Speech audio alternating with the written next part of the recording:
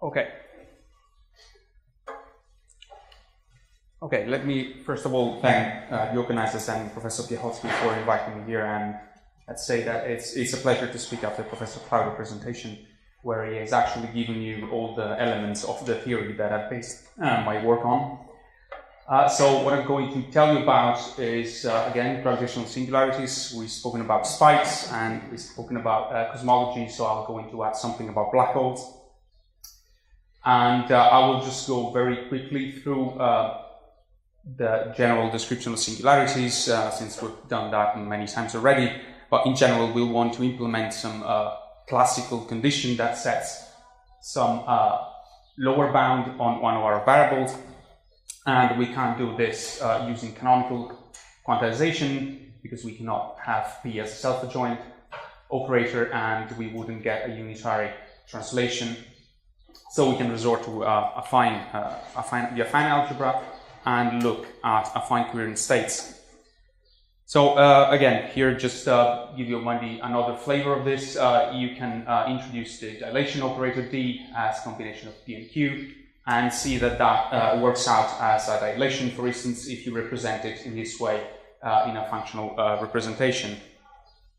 And in this way, you can see how it works, and you can make it self-adjoint. You can check that that works out.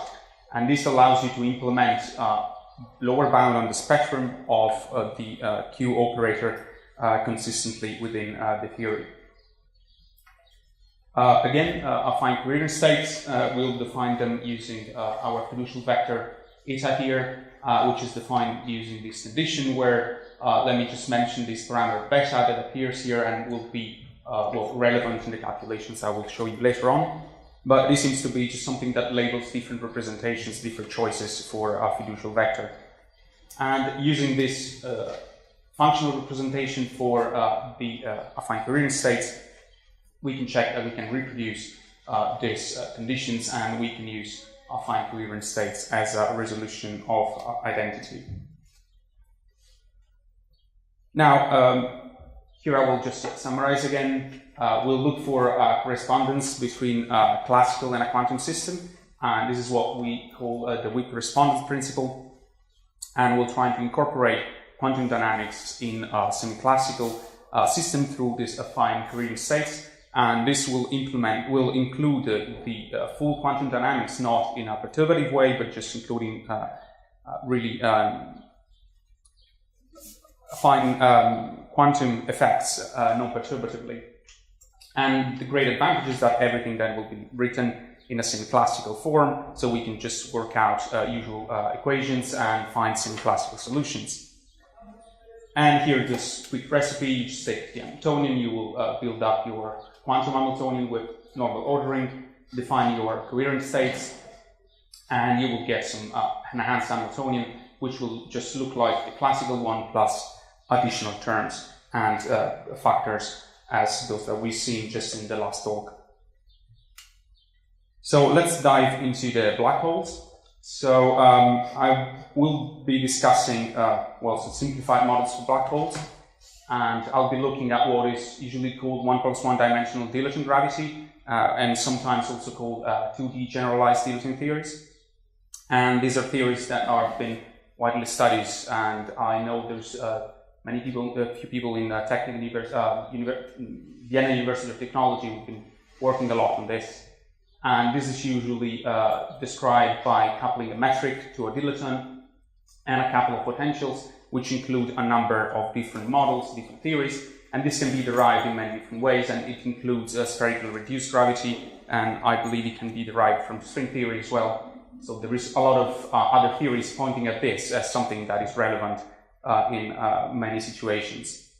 So if we want to look at black holes, what we can do is just take this gauge fixing. We know that the solutions to this, to the equations of motion for this theory will always have a time-like Killing vector, so we can just take everything to be R-dependent, space-dependent. And we can just then write down the solutions as in a closed form by defining these other potentials Q and W, which are just integrals of U and V. So by choosing Q and W or these two, we can look at some specific models. Now, the general idea here is that black holes will appear whenever our function psi is vanishing. So whenever the dilution takes a certain value xh, we'll have w equal to m. This will set psi to 0, and we'll have a singularity, and we'll have an horizon. And we'll see that singularities will occur whenever x is going to 0, and this usually corresponds to a divergence in the potential u. So if we want to just sum up what we believe are classical black holes in this theory, it will be something that is described by a classical geometry that takes this form, and specifically derives a metric that takes this form, and we'll have a classical physical constraint that will force x to be greater than 0 if we want to have, if we want to be out of a black hole, away from the singularity. And well, I mentioned this because the idea of applying affine coherent states to the quantization of this problem would either force us to quantize both psi and x, or we can look at a simplified situation where we're looking at a classical background of psi, which we take to be the solution that I just showed you before, and then we look at just the quantum dynamics of x. And we can do that by just looking at some effective action for these black hole solutions, and we can just take the equations of motion, the constraint that comes from the full theory, and just find out that this is an effective Lagrangian that we can use to derive the right equations. And here we can introduce a Lagrange multiplier, a sort of background metric here, and we can see also that this is gauge invariant, so we are retaining the full dynamics, the full symmetry, but we are just looking at one degree of freedom instead of the two, which would be very strongly coupled together. And we can derive from there an effective Hamiltonian that will take this form, and you can see here it will be just the momentum for x, and we'll have this complex potential here, which will encode all our physics for the different kinds of black holes we want to look at. Now, if we apply our affine coherent state quantization, we'll then look at the enhanced Hamiltonian and take the matrix elements with affine coherent states. And as we've seen just now, we'll get some factors going to multiply our classical terms. Here we have these deltas, which will depend specifically on the power of x that appears in the classical Hamiltonian. And they will be also functions of beta. But in addition, we'll also get a repulsive potential term here, multiplied by a factor gamma, which again is dependent on beta, but also on h bar. And this is a genuinely quantum term that will affect the singularity. Now, these delta terms here will depend on beta, and as I mentioned, beta seems to be just something that labels different representations. And in fact, if we want to simplify a bit the picture, we can look at the case when beta is very large. This simplifies things because the deltas were reduced to 1, so that we just reproduce the classical Hamiltonian here, and gamma, of course, becomes beta independent but stays finite and greater than 0. So in this way, if we just look at this case, we get this very simple Hamiltonian, but in fact, we can work the same things I'm going to show you can be worked out for finite beta without problems. It just gets a bit more complicated. And this will effectively eliminate all singularities, and will have also other effects, as I will show you for thermodynamics of black holes. Let me just, before going to the thermodynamics, let me just sketch you how I worked on comparing classical and semi-classical solutions for this case. So we'll know that we'll have analytically the classical solutions for x and p, and we can just fix all the forms of our potentials, which will include some free parameters, so we can work out specifically which theory we're looking at, which model we're looking at, and we can calculate the actual numbers that are x and p at a certain radius very far away from the origin where we have the singularity. We can use then these initial conditions to match the initial conditions for our numerical solutions for the affine, for the enhanced Hamiltonian, since the equations, equations of motions are not as simple as those for the classical solutions. And we can then calculate the numerical solutions and check that our constraint h equals 0 is enforced at all times. So what we'll be looking at is just a behavior close to the singularity, and we'll see we'll see that horizons for black holes are displaced, and we'll just look at what happens to the equation scalar r squared. Now, just a quick review of what I mean by thermodynamics in the case of 2D GTT. So there is plenty of literature, and again, from Vienna University of Technology, where they developed a path integral formulation for thermodynamics based on the canonical ensemble. And without going into details, so what they end up with is just a partition function, which is the exponential of the on-shell classical action and times quadratic terms, and where they make sure that first the linear terms are eliminated by adding a suitable boundary counter term. From this expression, we can derive a number of thermodynamic properties for black holes, and we can check whether these are physically viable and which regions of parameter space are accessible or not to the physical solutions. We can use the same approach for our case. We're looking at something that is simpler, so there won't be any direct comparison, but we can do the same.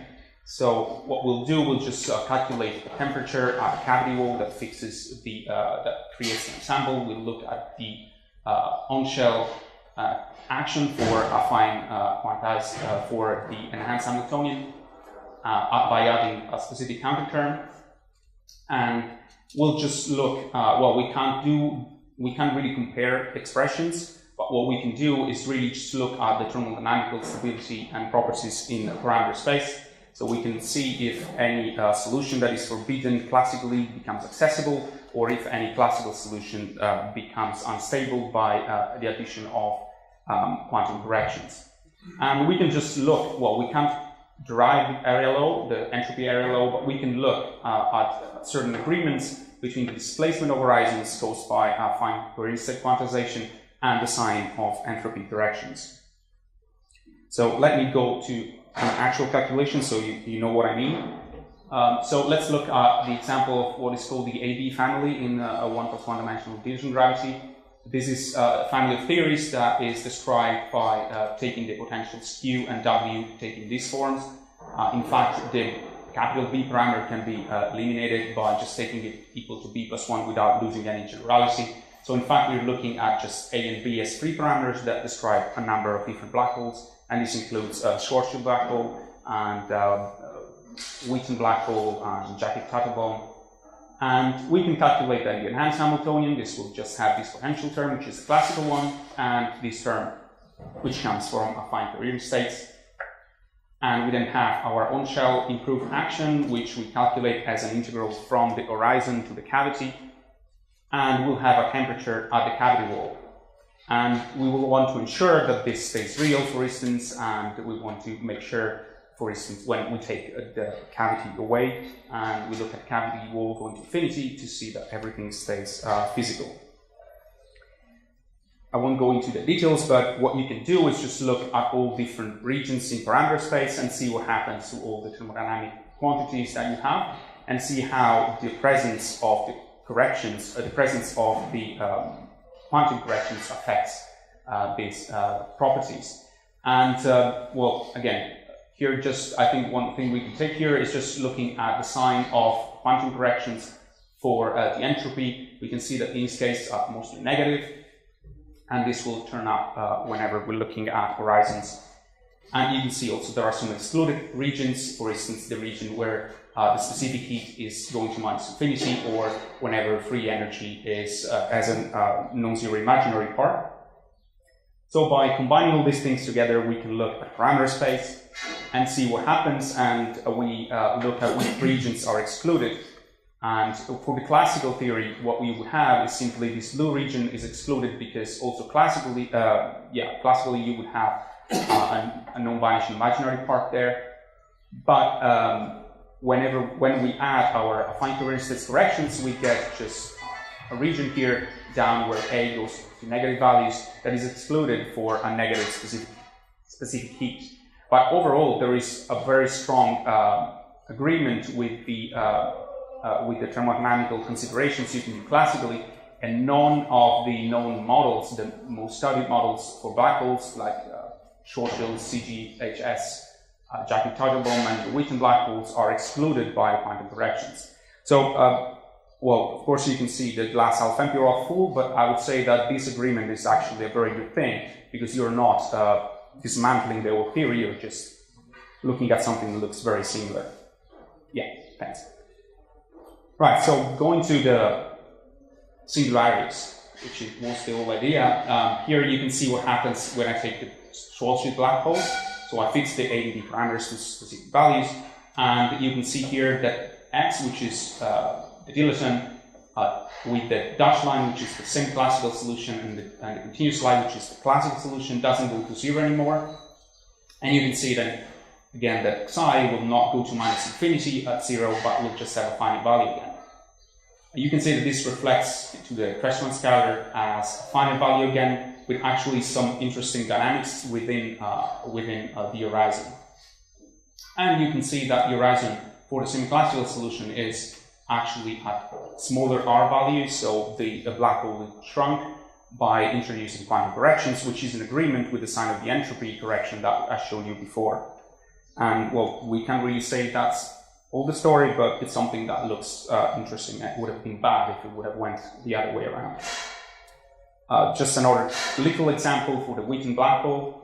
In this case, one has a singularity when R goes to a minus infinity and X goes to 0. But again, here we have a bounds for X, which doesn't really go to 0. Well, you can't really see it, but yeah, you can believe me there. And the same happens for psi, it doesn't go to minus infinity. We have a finite Cressman scalar here, and then it goes to 0 here. And again, a shrunk horizon with a sign with a difference which agrees with entropy corrections. So the thing is that you can do this for many other models. You can do it for Udall gravity, you can do it for Schwarzschild ADS, and it still works out. So it's very interesting to see that there is a consistency in singularity removal in these cases. Now, let me just mention, for the sake of completeness, another little exercise. This will be just one slide, or a couple of slides, about removing the initial cosmological singularity.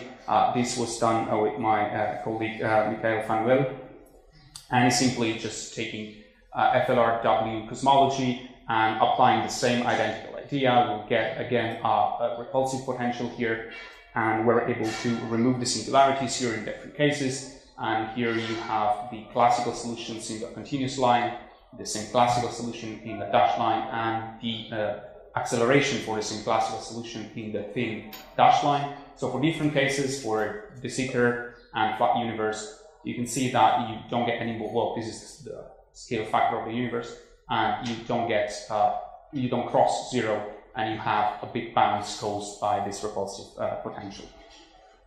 So just summing up, we've seen many times today. I hope everybody's convinced that affine quantization is a very powerful tool to implement this sort of conditions that can come classically.